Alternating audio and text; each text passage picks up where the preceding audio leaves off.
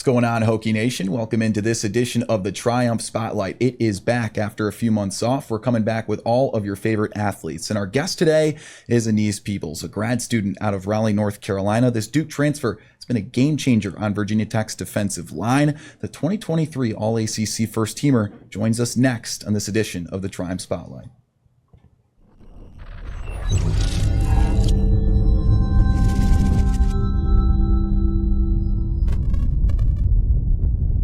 Today's show is brought to you by Triumph NIL. This Triumph Digital Network is a fully integrated portal featuring individual channels for Aeneas Peebles and all of your favorite Hokie athletes. Visit triumphnil.com for exclusive engagement, merchandise, content opportunities, and subscriptions.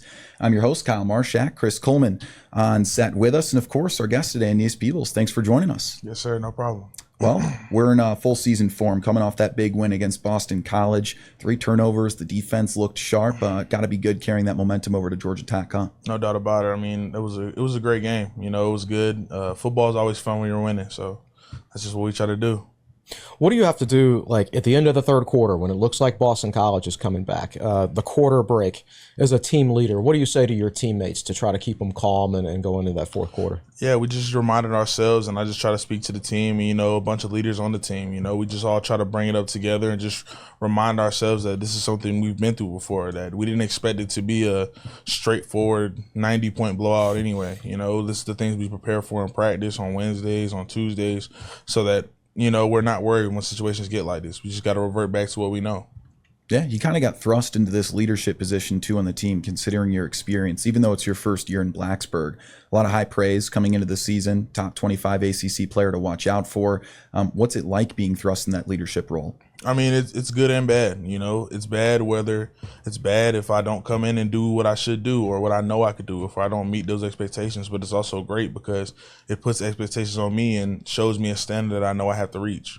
Is it easier when there's so many experienced players on this team because you can kind of share in the leadership role? Yeah, no doubt about it. I mean, having amazing players next to me, especially seniors like Antoine Powell, Ryland, Dorian Strong, guys like that, having those guys around me, it really helped. Yeah, and it seems like you've developed a good relationship with Strong more than anything. Who are the people that you've gotten tight with in that room? Yeah, no doubt about it. I mean, Antoine, obviously a great friend of mine, coming in. Dorian, great friend of mine. Him, especially Mansour, we got a good relationship. So it's good to, have a good connection with those guys when we're going to battle. We can talk about leadership during the course of a game, but what about leadership during the course of a season? Obviously, it was talked about before the season. Virginia Tech has a chance to play for an ACC title. Expectations were pretty high. Then you start out 2-3, and a lot of people are disappointed. How do you keep everybody engaged when you get off to a disappointing start like that? Just making sure that we're not listening to the media. The media has no clue what we're doing in closed doors, the work we put in before, the work we put in after games. So, we try not to listen to the preseason hype and try not to listen to it now that we've won a couple of games. It's just all the same. They really have no clue what's going to happen. It's just a guess. They got as good a guess as anybody else. So when we take that approach to it and know that, we're the only ones that know the work we put in, it's easier to go out there and just play football. Now, what brought you to Virginia Tech in the portal? Did J.C. Price have a good pitch? What really drew you to Blacksburg? I mean, Blacksburg kind of sold itself. I mean, Coach Price for sure had some great words, but I wouldn't say that's what it was. I mean, Blacksburg kind of sells itself with the environment, the fan base here, the aggressive and forward solid defense we play. It just seemed like a place where I could just see myself playing and see myself thriving. Mm-hmm. How did you originally slip through the cracks as a recruit coming out of high school? Yeah, I mean, I'm not 6'4", 200, 300 pounds. So, guys, it's easy to overpass guys who have those shocking measurables. So, yeah.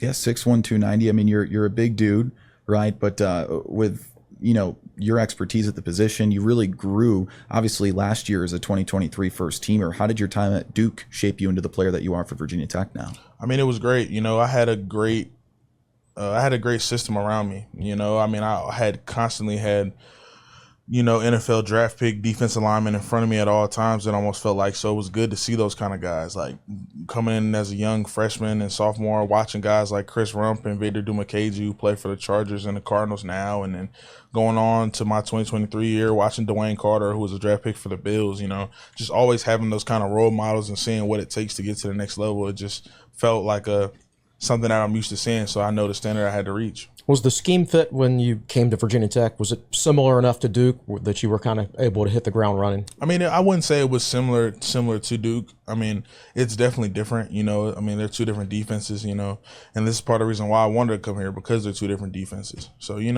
they're different, but they have their similarities. The position is the position, no matter where you're playing. So it got the same kind of things. But yeah. What were the biggest differences? I would just say Virginia Tech, man, it's just an attack-style defense. We're worried about getting penetration, getting upfield, want to create havoc plays. That's most important. We're really just trying to get back in the backfield and make the quarterback, speed up his clock. It's kind of an open-ended question, but what's it like playing for J.C. Price? I mean, it's amazing. Coach Price, I say this all the time, man. Coach Price is the perfect kind of coach. When you do something great, he's going to love you up. When you do something bad, he's going to rip you. And, those are the kind of coaches you want to play for. Those are the kind of coaches that's going to shoot it to you straight when you're wrong and tell you straight up when you're right. So I love playing for a coach like Price. And how has he curated the culture that you've enjoyed in Blacksburg so much? Yeah, I mean, he is the culture in Blacksburg, with his legacy here and, the great things he did for Blacksburg. I feel like it was no better coach for me to come into, somebody who's seen the program from where it's at and its highs and its lows. I mean, ever since I've been here, I want to say he's taught me what I know about Blacksburg. So, I feel like it's the perfect role model to come into. Every week is a different challenge. Every week is a different matchup. What does Georgia Tech bring to the table with that running game coming in? Obviously, they got a 1,000-yard rusher. We'll see whether the quarterback plays or not, but obviously the running back's kind of hard to handle. Yeah, I mean, they're a very talented team. As we already know, the great running back, great offensive line. It's going to be a challenge for us up front. Those are the games we look forward to. Those are the games where our name is called. We want to play in those games. So it's going to be a good one. Yeah, Georgia Tech, 6th best rushing offense in the ACC, 187 per game.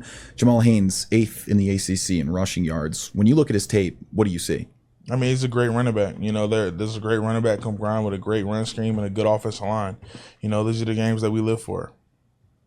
Yeah, when you look forward to the rest of the season, you've got 5 games left. All your goals are still on the table, despite the start to the season. You feel like this is a team that can still fulfill those preseason expectations? No doubt about it. I feel like as long as we continue to just keep the upward trend that we have now and keep our head down and, like I said earlier, not listen to the media and know that we're the ones in control of our future, I feel like the sky's the limit for this team. Yeah, you got to have that tunnel vision, especially with that preseason hype. Who has risen as, more of those vocal leaders in the locker room, especially on the defensive side of things? Yeah, I would say Sam Brumfield has really been a guy who's been real vocal for us, as a defensive leader. Him, Caleb Woodson, those kind of guys who, you might not see from the outside looking in as super vocal guys, but when we get on the field, they're kind of good at taking lead and taking control of making sure we're all set, knowing where we need to be, things of that nature. Cole Nelson, also another amazing leader, Gotcha. Emmett Laws was one of the scout team players of the week this past week when Virginia Tech released that on social media. He's a young defensive tackle, but you get to work with him fairly regularly. What do you see from him? It's funny you ask that, man. I see myself in Emmett, honestly and truthfully. When I was young, Emmett reminds me of myself, somebody who just loves football. That's the best part, and that's one of the things that you can't really teach inside of a young player. Coming in as a freshman, it's kind of tough, trying to find your role. But at the end of the day, if you just love the game and you're addicted to it and you just love the game as much as Emmett does, and I did, now and as a freshman, I mean, good things are going to happen. And Emmett's been playing great football. He's going to be a star. Any other young players that we're missing out on? I'll probably say Derek Dandy too. Him and Emmett, if I had to put my money on it, I would say they're going to end up being really good players for Virginia Tech one day. Playing a Thursday night game affords you the opportunity to watch some college football on Saturday, which you normally don't get to do. Yeah. What did you do on Saturday? Did you watch any of the other games? I took a gander. I watched a couple of them, but, most of the time I had just went home and then just kicked it with the family. It's been a while since I've been back to Raleigh, with the people. So I enjoyed my little 2-day break, and then I'm ready back to work now. Yeah, I got some friends out in Raleigh. I'm from New York, but I had a friend that ended up going to NC State, and I love the area. Yeah. By the way, it's pretty cool. So how about the family life, right? Do you have a large family back home? Yeah, I do. I have a really deep sports family background. My grandfather played for the Chargers for 13 years. My father played at App State, played Arena League football. My mom, national champion in softball. She played at San Diego. Oh, excuse me. You're good. It's just the Fiji water. Yeah. We're not live, so you're good. Yeah. Yeah, I just have a deep family background, though. Long Beach State. I said San Diego, Long Beach State. Yeah. Gotcha. You've got a younger brother who's quite a tackling machine. Oh, I yeah. understand. No doubt about it, man. That boy will fly around. Me and him might be not similar in shape, but we got the same tenacity. You know, the way we hit the field, the same kind of mindset, and you know, it's good to see him fly around. I actually went to his high school game the other day. You told me before the season, I think you were a baseball player too, right? Were you? Yes, sir. And you were corner infield? Yeah. Yeah. Yep, third base, right field. Those are my positions, you know what I'm saying? Gotcha. And you played through high school? Yeah. Okay. Were you a good hitter? Yeah, that's about all I could do. Yeah. towards the end they Had started some pop, or? Yeah, towards the end they started throwing too many curveballs, so I said, yeah. That's always tough. Yeah, man. Yeah. I think of the field where I belong, but for sure. For sure. Baseball was my second love, for no doubt about it. Nice. Any other sports growing up? Do you throw for track and field or anything? Yeah, I threw shot, but you know, mainly I played baseball and football. Man, baseball, I loved it. You know, I grew up playing in all the AAU tournaments, all the travel ball, all the leagues. You know, I played a lot of summers of baseball. You know, my dad made sure I was active. That's also a big time for like football recruiting. So maybe that's another reason maybe you were overlooked a little bit if you were out playing summer baseball and things like that, rather than doing a lot of football camps and things like that. No doubt about it. Especially when I was young. You know, my dad wanted me to be a all around athlete. He should say. He didn't really want me just focusing on one thing, especially when I was younger, because I knew when I got to this point, you know, it ain't anymore playing baseball or basketball. It's I got to become single-minded. Yeah. Well, you mentioned the free time watching some college football this weekend. I did some digging. I found out that you're a car guy. Is this true? Yeah. Okay. Is it a Hellcat that you have, or A Jeep Trackhawk. Okay, I wasn't even close then. So. No, it's close. It's close. Yeah, gotcha, it's close. Gotcha. All right. Well, I'm not a car guy, so talk to me about this vehicle. What brought you into being a car guy? Yeah, I mean, my dad originally brought me into being a car guy. I mean, I just remember him always having a different amount of like just always switching in cars, whether he was leasing one and just going back and forth between a bunch of different vehicles. So he was the one that kind of introduced me to the cars and kind of made me fascinated in them in the first place. And, just growing up, I kind of always had a dream car when I was younger. I remember in middle school, driving home from school with my pops, we would always see this lime green Camaro. That was they always had it on like the front of the car dealership, and it was on a pedestal and all those things. And I just was like, yeah, man, one day I'm gonna get a car like that one day. So now I'm happy that I can drive a car similar to that. Let's say you go to the NFL one day and you have a long career, you get a couple contracts. Can you see yourself with being one of those guys with like a 6-car garage later on in life and having like 6 different cars in there, and you're just constantly working on cars all the time? No doubt about it. No doubt about it. I for sure see myself like that, and hopefully I can get into, some old school cars. That's also what I hope I can get into. Yeah, that's a pretty good motivator, pretty good end goal. How about the frat you're in, Omega Sci-Fi, is that correct? Yes, sir, Omega Sci-Fi. Yeah, so how did you get into that? Yeah, I mean, my father, like I said, my father's a big influence in my life, and he's also a member of Omega Sci-Fi. So, growing up, a lot of my most important role models were also Omega men, like my coach, my first high school football coach, my defensive line coach, he was in my fraternity, my dad being in my fraternity, and a lot of preachers I had growing up in the church were also Omega men. So, seeing all those important role models, it just seemed like something I wanted to pursue, barring that I want to be like them. Yeah. Chris, were you a frat guy? I was never in a frat. I knew a lot of people who were, but so I knew enough where I really didn't kind of need to be. I guess. Fair enough. Yeah. Fair enough. Yeah, I was never a frat guy, but when I heard about that, I thought that was pretty cool. Yes, athletes are usually busy enough. So, and it's what I heard is a part of the Divine Nine. Now I'm just studying this frat stuff. So one of the first groups of black fraternities. So is that important to you, just celebrating that culture? 100%. My mom's also AKA, which is also a part of the Divine Nine. So it's just really cool, growing up and having those lifelong friendships that I made at Duke while I am in a part of this fraternity. So, those are guys I'll know for the rest of my life, and I'm happy about that. Gotcha. All right. Well, how about this? In your time in Blacksburg, how has Triumph NIL empowered you? Oh my gosh, it's been great.